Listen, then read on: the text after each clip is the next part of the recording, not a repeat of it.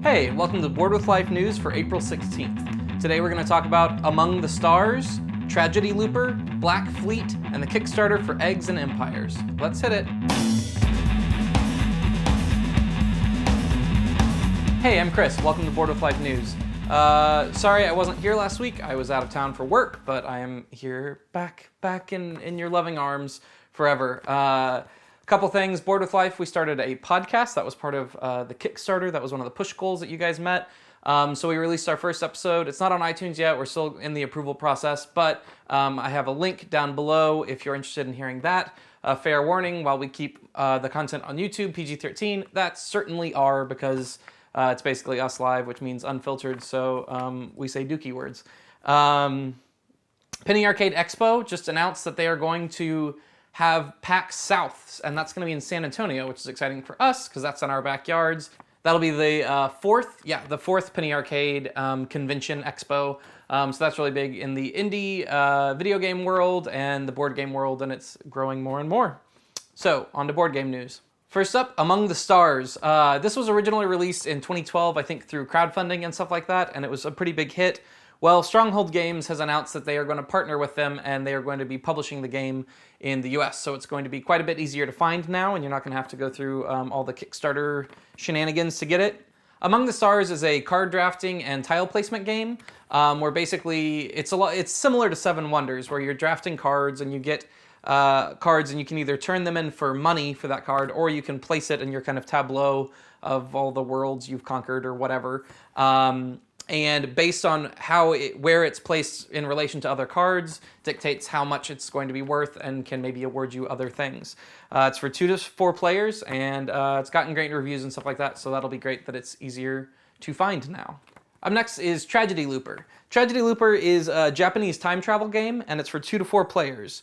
One player plays against all the rest of the players. I think it's called the storyteller in that game or something. So you're either going to be 1 versus 1, 1 versus 2, or 1 versus 3.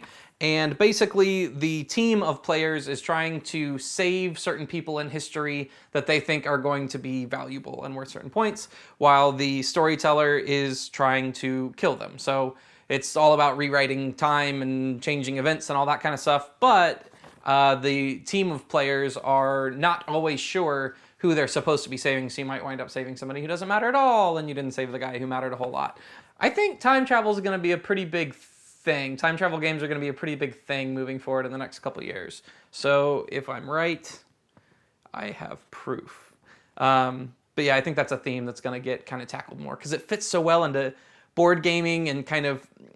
Because games are sort of, it's like the Rob DeVal talk where he talks about designing risk legacy, how games actually have a history that changes each time we play, whether or not the game actually changes.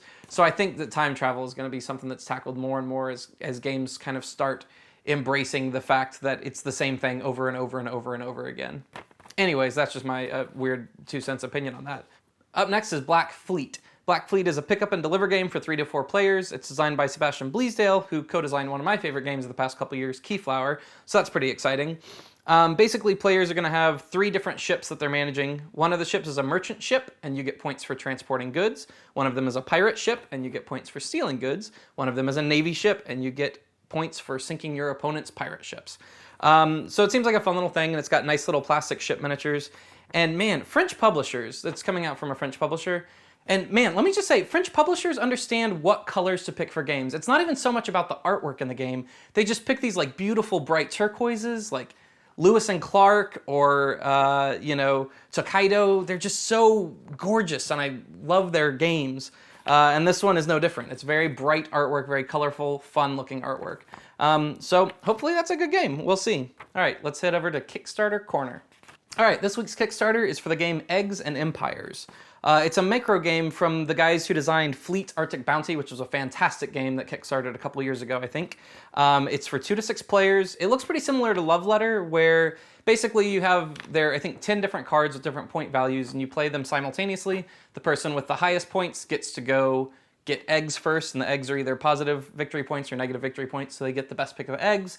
But each card has a specific power. For example, I think it was number 4, maybe number 3. One of the cards is it beats 8 for some weird reason. So if your opponent plays an 8, you beat that card. And then 8 if you don't get an egg when you play the 8, you lose 4 victory points. So then there's this game theory going on where you're guessing when players are going to play certain cards and hoping to catch them. So it's kind of like Love Letter that way, where you got to keep track of what's been played and blah, blah, blah. But it looks pretty good. It's only $16 right now, so you should head over to Kickstarter and back that. All right, that's the news for this week. We released a bit last Tuesday. I hope you guys liked it. Up next Tuesday, I think we're doing Jaipur is our bit. It's pretty funny, so you should definitely tune in for that. And a reminder, check out the podcast if you haven't already. Follow us on Facebook and Twitter and YouTube and all that jazz. And make sure to submit questions here in the comments of YouTube that you want me to answer, because I do that every week. For example, at Dubraviki via Twitter, asks, when you're looking at buying a game, do you get what looks best to you or what you think will hit the table the most? That's a really good question, and it's always a tough thing. Like if you've got a gaming group who plays a certain type of game that you enjoy playing, but maybe aren't your favorite types of games, should you get the game you really want or the game you know that your group's going to want the most? My honest answer to that is I do both. I buy both games. I pretty regularly buy stuff that isn't necessarily my favorite game in the world and isn't the game that I would pick to play all the time. But if it's going to fit with my group, or if my girlfriend's going to want to play it, or things like that, then I'll buy that game. But I also then buy the game that I want to play the most. Luckily, I have 2 or 3 board game groups, so I can almost always kind of get the game to the table that I want to get to the table depending on the group. So pretty much all games get played in my board game spectrum. I think how you're going to play the games matters a lot. Like if you're playing with close friends, then I think it's better to get anything to the table. It doesn't matter if it's necessarily your favorite game, because you're just hanging out and having a good time. Versus if you're playing in like a board game group where you aren't necessarily friends with everybody, it's just how you kind of get to play board games, then I think you get the game that you want to play and you get that to the table, because, you know, sitting around and playing a game that you don't want to play isn't much fun in that situation. So, yep. All right, thanks for tuning in, guys. I'll see you next week.